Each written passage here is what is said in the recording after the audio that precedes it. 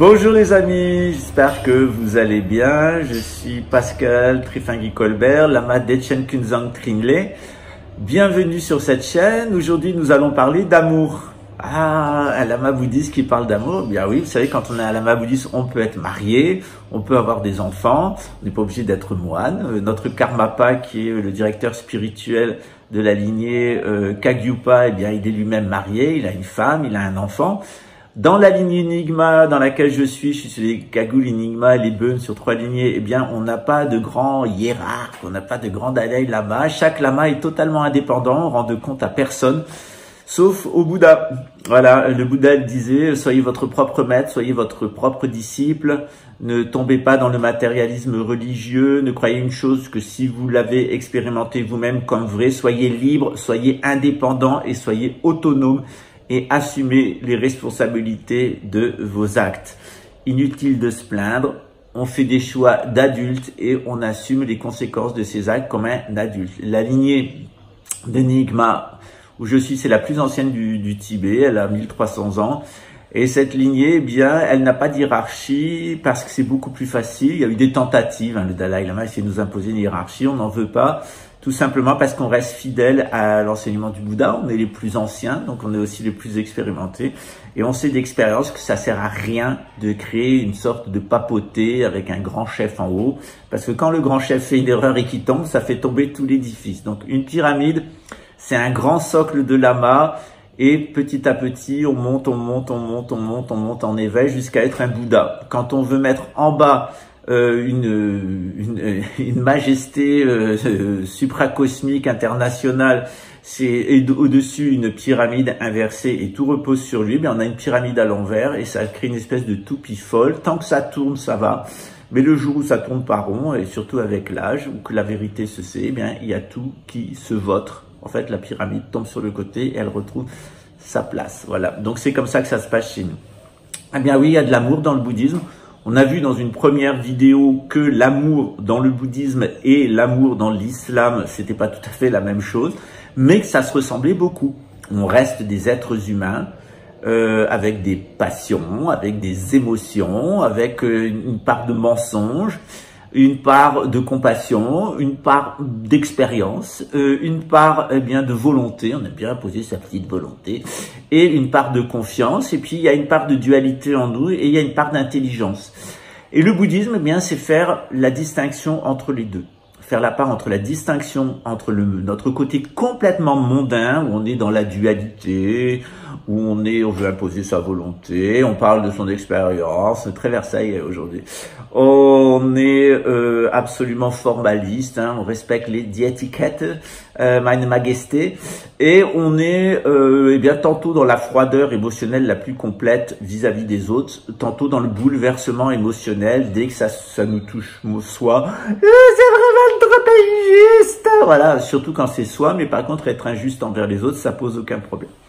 Ça, c'est le côté mondain. Dans le bouddhisme tibétain, on a un autre côté, qui est le côté Bouddha. Et le côté Bouddha, c'est de l'intelligence omniprésente. On est vraiment capable de se projeter en toute chose, de comprendre tout ce qui se passe de mieux en mieux. C'est aussi de la confiance. On a confiance en soi, on a confiance dans les autres. Voilà. Alors, quand on manque un peu de confiance en soi, il y a des solutions. Moi, j'ai des petites... je fais de la méditation, mais j'hésite pas à utiliser les médicaments chimiques, les médicaments naturels, les quintessences florales du Dr Bach, tout ce qui me profite, j'en profite. Ça, c'est confiance, c'est un mélange d'huile essentielle pour la sécurité, la confiance en soi. Ça marche bien, pour l'auto-estime aussi. Donc on peut méditer, mais on peut aussi se faire aider par des plantes. C'est important. La nature, elle est là, elle est à notre service, et nous, on est au service de la nature. Évidemment, il faut développer de la compassion le plus possible, c'est-à-dire ressentir la souffrance des autres et essayer d'y mettre fin. Et puis, il faut être clair. Il faut être clair sur ce qu'on veut, il faut être clair sur ce qu'on fait, il faut être clair sur ce qu'on est. Et puis, il faut une part d'équanimité, de lâcher prise. Ben, les choses sont comme elles sont. Ça marche pas. Ça marche pas. C'est pas la peine d'en vouloir au monde entier. On peut pas, la lune, elle n'est pas avec nous pour toujours, hein. Des fois, il y a la pleine lune, mais des fois, il y a le quart de lune, le demi-lune, la pleine lune, etc. Ou la lune noire. Ben, c'est comme ça. Il faut l'accepter. Alors, dans le bouddhisme, on a une définition de l'amour qui est un petit peu différente de la définition de l'islam et qui peut après tout la rejoindre. Dans le bouddhisme, l'amour est défini comme le souhait que les autres possèdent le bonheur et les causes du bonheur. Alors dans le bouddhisme, on essaye non seulement de rendre les autres heureux, c'est bien, mais on essaye de leur expliquer comment être heureux. Et le bouddhisme, c'est vraiment une technique du bonheur, c'est comment être heureux. Alors évidemment, le principe de base, c'est que tous les êtres sont parfaitement égaux. Nous avons tous une nature Bouddha. Mais nous avons des natures mondaines qui sont différentes. C'est-à-dire qu'on ne peut pas traiter tout le monde de manière égale. Si on traite tout le monde de manière égale, alors que les gens sont différents, sont inégaux, eh bien on crée encore plus d'inégalités. Donc ce qu'on fait dans le bouddhisme, c'est qu'on traite chacun de manière équitable. C'est ce qu'on apprend, l'équité. Souvent on prend des enfants de 3 tailles, un petit, un moyen et un grand, on les place face à un mur pour voir un match de baseball de l'autre côté. Eh bien, si on donne la même caisse à tout le monde, eh bien, on fait que renforcer les inégalités. Le grand est encore plus grand, le moyen va arriver à voir, le petit va rien voir du tout, ça change rien. Par contre, si on donne 2 caisses au tout petit, une caisse au moyen et aucune caisse au grand, ils sont tous exactement à la même hauteur, hein, ils sont parfaitement égaux, parce qu'on a été équitable. Vouloir de l'égalité sans équité, ça fait que renforcer les inégalités. Donc dans le bouddhisme, on essaye donc d'enseigner cette manière d'être équitable pour créer de l'égalité. Et puis on enseigne aussi que tout le monde a une nature Bouddha, tout le monde est capable d'aimer.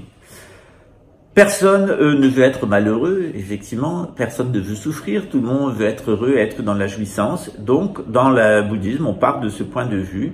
Et puis on est comme des plantes qui cherchent la lumière.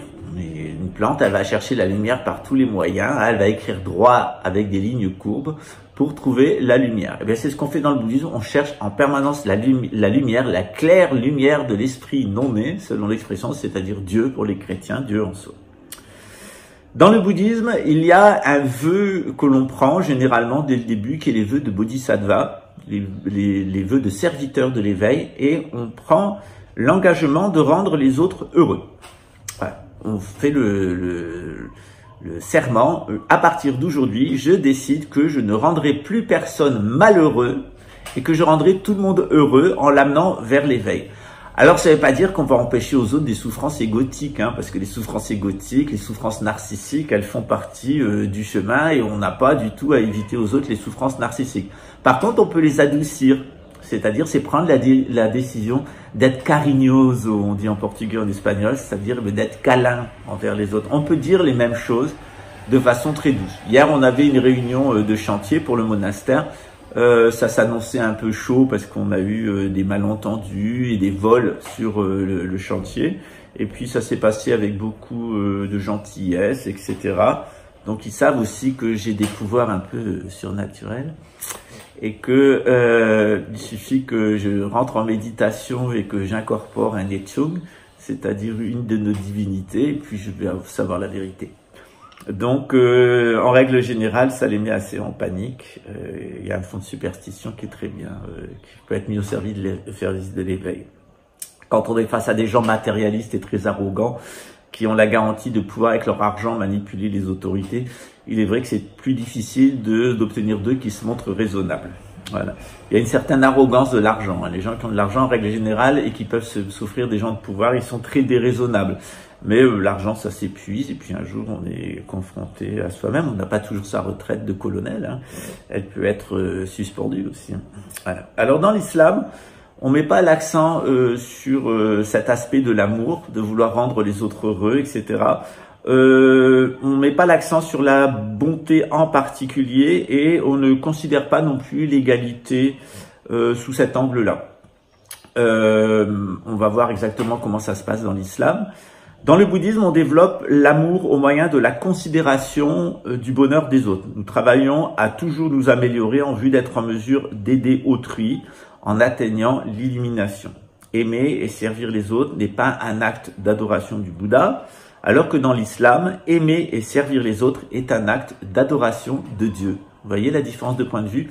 Dans le bouddhisme, on cherche le bonheur des autres en les considérant comme des individus égaux.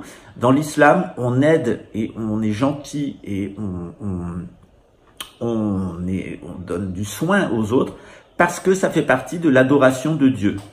Donc on a une obligation morale dans l'islam d'aider les autres Parce que si on aime Dieu, on aime les êtres humains. Dans le bouddhisme, c'est différent. Ça, c'est dans l'islam. On aime Dieu, donc on aime les êtres humains. Dans le bouddhisme, on a un point de vue inverse. C'est parce qu'on souffre et que la souffrance n'est pas agréable pour nous, on va pas imposer notre souffrance aux autres. Ça revient au même, hein, l'objectif est le même, mais la méthode, elle n'est pas la même. Dans l'islam, on part de Dieu et on imite Dieu. Dieu, il est bon, il est miséricordieux, il est clément, etc. Mais il sait aussi prendre des décisions et juger. Les musulmans sont des gens bons, miséricordieux, patients, prudents. Mais à un moment, ils savent prendre des décisions et trancher. Dans le bouddhisme, eh bien, soi-même ayant souffert, eh bien, on va essayer d'éviter que les autres souffrent aussi. Alors, ça rend un peu bébé par moment quand on veut pas que les gens autour de soi souffrent. On a tendance à apprendre sur soi, à avaler toutes ces négativités. On fait beaucoup ça en tant qu'enseignant bouddhiste. Hein, c'est ce qu'on appelle le tonglen, prendre et redonner. Moi, je passe mon temps à absorber toutes les négativités de mon entourage, de la ville où je suis, du district où je suis. C'est des vagues et des vagues et des vagues et des vagues et des vagues de négativité que j'absorbe et que je renvoie en bénédiction à travers les pratiques. C'est sans fin. C'est-à-dire vous êtes une espèce de pompe à merde, vous incorporez la merde et vous donnez des bénédictions. C'est le propre du lotus. Hein. Notre mantra de base, c'est Om Mani Padme Hum. On souhaite eh bien, faire briller les joyaux qui sont dans nos lotus. Eh bien, on est comme un lotus, on a les pieds dans la merde et on donne des fleurs en permanence. Voilà, on essaye d'être la meilleure personne dans l'adversité permanente. Voilà. C'est un peu le point de vue un peu négatif du bouddhisme, c'est qu'on fait un constat négatif, tout le monde sauf. Dans l'islam, on fait un constat positif. Il y a Dieu. Et Dieu veut qu'on soit heureux, Dieu veut qu'on soit bien les uns avec les autres, etc. Donc, eh bien, on a tendance à minimiser la part de souffrance et à maximiser la part de jouissance. Dans le bouddhisme, on a tendance à valoriser la souffrance, à essayer de l'éviter par tous les moyens pour justement manifester de la jouissance. La finalité, elle est la même, c'est juste la technique qui change. En aimant les autres, dans le bouddhisme, eh bien, nous accumulons de la force positive pour devenir nous-mêmes un Bouddha. C'est-à-dire que plus on absorbe des négativités et plus on se renforce et plus on est force, plus on atteint l'état de Bouddha. Généralement, dans l'islam, c'est le contraire. On veut se mettre en sécurité, on veut se mettre dans un petit coin de paradis, etc. Et dans ce petit coin de paradis, eh bien, on essaye de tenir contre les assauts de Satan en adorant Dieu. Nous, c'est le contraire. On va provoquer Satan, on va lui tirer la langue. Oh, voilà. On va même lui dire « suce ma langue hein. ». Eh bien, on a beaucoup de divinités qui tirent la langue comme ça. Ça vous explique un petit peu mieux la blague du Dalai Lama. Elle était douteuse, je dois le dire, mais ça correspond à un Mahakala. Mais c'était parfaitement déplacé de le faire avec un enfant, de le faire en public. C'est juste un geste spontané qui apparaît dans certains rituels de Mahakala. On met même un truc dans la langue, quelquefois complètement déplacé dans la personne du Dalai Lama, hors propos. Une fois de plus, d'ailleurs, c'était temps qu'on lui enlève les pieds et je suis content que enfin 20 ans après, on m'écoute parce que ce que vous découvrez maintenant, je le sais depuis 20 ans. Ouais, ça vous explique aussi pourquoi je suis sorti de la communauté des bouddhistes tibétains, des Tibétains en exil, etc. Et pourquoi j'ai préféré mon amitié avec l'ambassade de Chine et mes amis chinois et les moines qui, eux, sont restés au Tibet parce que la plus grande partie des moines bouddhistes qui font le travail de l'éveil au quotidien, ils sont en Chine, voilà. dans une province autonome de la Chine qui s'appelle le Tibet. Voilà. Alors évidemment, pour aimer les autres, eh bien, les aimer véritablement, nous devons dépasser le fait de se chérir. C'est la même chose dans l'islam avec le djihad. C'est un combat intérieur qui doit être mené. On doit non seulement combattre notre propre égocentrisme, mais on doit combattre aussi celui des autres. Et dans l'islam, on doit combattre la désobéissance à Dieu. Souvent, les musulmans qui sont autour de moi, ils sont tout le temps en train de me rappeler la charia. Et souvent, je réponds, quelquefois même agressivement, je réponds, écoute, la charia, occupe-toi de la respecter, toi. Et puis, moi, je m'occupe de la respecter. Et chacun respectant la charia, on n'a pas besoin de s'occuper de ce que font les autres. Et mes amis musulmans me disent, non, frère, ça ne marche pas comme ça. J'ai vu que tu respectes la charia. Et mon devoir en tant que frère, c'est de te rappeler à l'ordre. Et toi, tu dois aussi me rappeler à l'ordre parce qu'on est ensemble dans la djihad, ensemble dans le combat. Alors c'est très chiant, hein. J'assume de trouver que c'est très chiant, mais par contre c'est très charitable. Et on n'a pas ça dans le bouddhisme, pas du tout. Donc il faut faire attention. Dans le bouddhisme aussi, on a aussi un élément qui est différent. Dans l'islam, on demande à Dieu de nous pardonner, et Dieu efface, à partir du moment où on est sincère, Dieu efface la trace du péché en nous et efface les conséquences. On doit quand même participer à la grâce en faisant des efforts. Dans le bouddhisme, non. On a un système d'effacement par les pratiques spirituelles. Donc on ne recourt pas à une autorité extérieure ou intérieure qui serait Dieu. On fait face à un mécanisme naturel qui est le mécanisme d'effacement. Quand nous voyons les autres agir de façon négative ou destructrice, dans le bouddhisme, c'est pas parce qu'ils refusent d'obéir à Dieu, c'est parce qu'ils refusent d'obéir à leur propre nature Bouddha. Ça revient exactement au même, mais ce qu'on voit aujourd'hui, c'est les différences de perspective.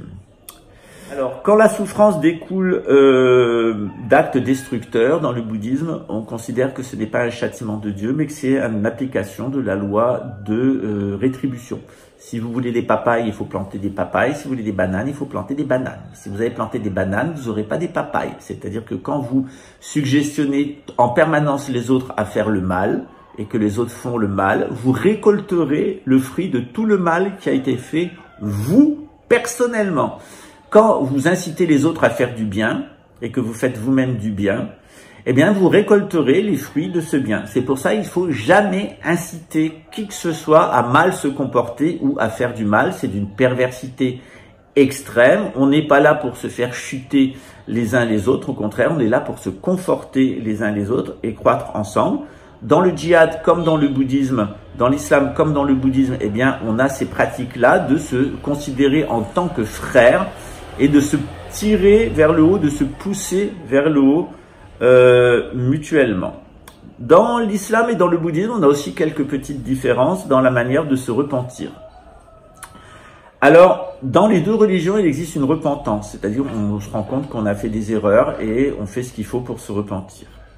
Alors, dans les deux traditions, on doit reconnaître ses fautes. C'est très important de reconnaître ses fautes, celles commises par ignorance dans le bouddhisme. Dans le bouddhisme, on fait des fautes parce qu'on est ignorant, on est dans le monde de l'ignorance.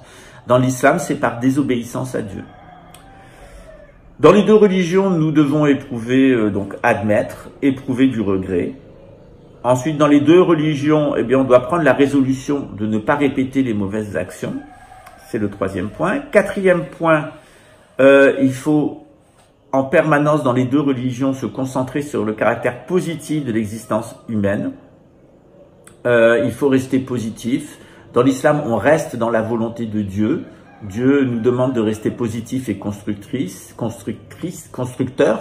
dans une dynamique constructive et constructrice. Et dans le bouddhisme, c'est pareil, il faut rester optimiste.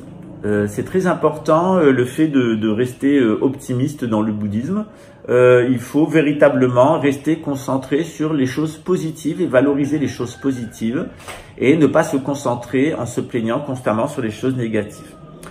Enfin, cinquième point, eh bien, on doit contrecarrer nos fautes par des actions positives. Par exemple, si j'ai accroché une voiture, eh bien, je dois laisser le mot sur le pare-brise avec mes coordonnées en disant j'ai accroché votre voiture. Eh bien, contactez-moi, nous allons faire un constat, etc. Donc, c'est accepter de réparer ses fautes. Donc, on le voit clairement dans le bouddhisme et dans l'islam, il y a beaucoup de choses similaires et quelque chose de différentes. Mais le point de départ est le même, le point d'arrivée est le même, mais c'est juste les moyens entre les deux qui vont être différents. Quand on peut reconnaître et apprécier ces points communs partagés par ces deux grandes traditions, eh bien, en dépit des différences philosophiques, en dépit des différences d'approche et de moyens, eh bien, on peut dialoguer ensemble dans l'harmonie religieuse et on peut apprendre mutuellement les uns des autres. Voilà. Donc, souvent, on oppose l'islam avec une divinité extérieure devant laquelle on se prosterne et qu'on adore, qui est Allah. Allah existe aussi à l'intérieur de nous, Halaj, je suis Dieu. Dans le bouddhisme, eh bien, on sait que notre nature Bouddha, elle est à l'intérieur et on va se servir des représentations du Bouddha ou de divinité à l'extérieur, eh bien, comme un miroir. C'est-à-dire qu'on se met face à une représentation d'une divinité Et on va l'utiliser, cette divinité, comme un miroir pour voir ses qualités à l'intérieur de nous et les éveiller. Vous faites un selfie, au lieu de voir Pascal, eh bien, vous allez voir Guru Rinpoche, Padmasambhava. Et à ce moment-là, eh bien, vous allez vous apercevoir que certes, je ne suis pas Padmasambhava, mais j'ai certaines qualités en commun avec Padmasambhava, et je vais accroître l'intégralité de mes qualités pour avoir toutes les qualités de Padmasambhava, parce qu'elles existent déjà à l'intérieur de moi. Elles demandent juste à être réveillées. C'est réveiller le Bouddha qui est en vous. C'est la thématique du bouddhisme. Dans l'islam, eh bien, c'est réveiller Dieu qui est en vous. Hal-Halaj, je suis Dieu. Réveiller Dieu qui est en vous. Ça veut dire ne vous prenez pas pour Dieu. Dans le bouddhisme tibétain, c'est une erreur de se prendre pour la divinité. Vous avez vu Sogyal Rinpoche, par exemple, eh bien, il a fini par se prendre pour la divinité. Il croyait qu'il était Dieu. C'est complètement stupide de croire qu'on est Dieu. Quand je suis moi, quand je suis moi-même, je suis Dieu. Mais je ne suis pas Dieu. Voilà, je suis une créature divine dans le cadre de l'islam, avec la présence divine à l'intérieur de moi. Quand je suis moi, je suis lui, mais quand je suis lui, je me trompe. C'est-à-dire qu'il ne faut pas se prendre pour Dieu. Nous ne sommes pas Dieu. Dieu réside à l'intérieur de nous, il est notre force motrice. Notre nature Bouddha, elle est notre force motrice, mais c'est notre identité ultime. On a aussi une identité mondaine. Et au niveau mondain, je peux pas dire je suis Padmasambhava. Je peux pas dire je suis le Bouddha. Je peux pas dire je suis un Bouddha et je ne peux pas dire je suis Allah. D'un point de vue mondain et d'un point de vue extérieur. Là, on est véritablement dans ce qu'on appelle le luciférianisme. C'est-à-dire que quand un individu se prend pour Dieu, rentre en concurrence avec Dieu, et même essaye de détruire Dieu et de se passer de Dieu. C'est d'une impossibilité absolue. C'est comme si mon corps disait « je suis l'eau ». Voilà, et je vais être l'eau, sans l'eau de la planète, avec ma propre eau. Et j'ai d'ailleurs besoin que de cette eau. Eh bien, même si mon corps il est composé à 75% d'eau, eh bien, ce qui va se passer, c'est que si je renouvelle pas cette eau-là, je vais m'intoxiquer. Et puis, si j'essaye d'enlever tous les éléments qui sont pas de l'eau, je vais être un sac de pipi. Et c'est ce que sont la plupart des personnes à notre époque. Eh bien, ce sont des sacs de pipi, des sacs de désir concentrés, d'urine, malodorants, complètement formatés sur l'ego, ne considérant que leur propre désir. C'est pour ça qu'on a un Bouddha qui correspond à la direction du sud, à la direction du désir, des joyaux, des biens matériels. Il est tout jaune, il fait une jaunisse. C'est le Bouddha Ratnasambhava. Et on a la possibilité, même si on est très fort dans le désir, même si on est très fort dans l'acquisition de richesses, même si on aime les ors, tout ce qui est doré, la maille qui maille, hein, je te le dis sans faille, reste cool bébé, sinon je te dirai bye bye. Eh bien, on a la possibilité de transmuter ça, c'est-à-dire même le désir d'accaparement, le désir de richesse, etc. On peut le transformer en désir de lumière ou tout simplement en souhait d'atteindre la luminosité totale, et on le fait avec un Bouddha tout jaune qui est le Bouddha Ratnasambhava. Voilà, vous savez tout aujourd'hui. On va se retrouver pour une série de capsules qui font eh bien des comparaisons entre l'islam et le bouddhisme, parce que c'est deux traditions qui sont extrêmement complémentaires. Le cadre métaphysique de l'islam est extrêmement intéressant pour nous bouddhistes, et nos techniques et notre vision des souffles internes et des pratiques, etc., de yoga et d'éveil, elles sont très intéressantes aussi pour les musulmans. C'est une bonne combinaison d'être musulman et d'être bouddhiste. Voilà, donc je reste totalement bouddhiste et je reste totalement musulman. Étrange, non? Ça correspond pas du tout à ce qu'on vous dit à la télévision. Comme quoi, il est temps d'éteindre BFM et puis de passer sur le canal Temple Agent chez Dapraï. Ciao.